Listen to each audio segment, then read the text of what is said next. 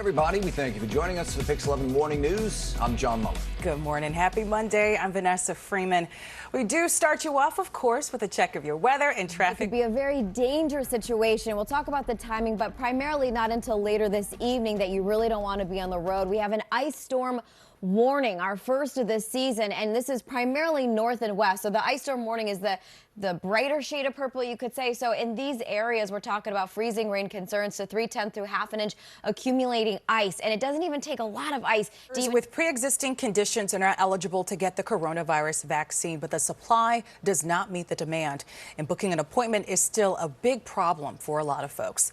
Pix 11's Katie Corrado is live at the Javits City, 31 Lindenhurst, 32 Hoboken. So right at that freezing mark, if not just below it. But areas to the north and west, you're in the 20s, and you're really going to be staying there throughout the day. So you're going to have this consistent situation of seeing an icy situation. By noon, 32. So for the day, first half of the morning, early afternoon, even overcoming odds. The 14-year-old was bullied for his physical disabilities and his stutter, but Tyler found refuge in his art. Now his very first art gallery show is opening up in New York City. Pix 11's Ayana Harry has his unique story from Tribeca. Things aren't going to be so bad, but we already are looking at this crash. This is a closure on the Garden State Parkway, one I first and down ride. So subways. Subways are running on a Saturday schedule. Most are doing fine, but we do have some delays. It's going to be sloppy out there.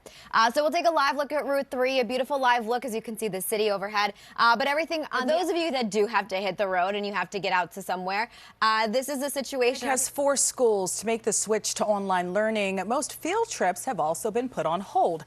But even though people aren't traveling like they used to, virtual trips offer. This is southbound, something I've been following since 4:30 this morning. It's a crash with injuries.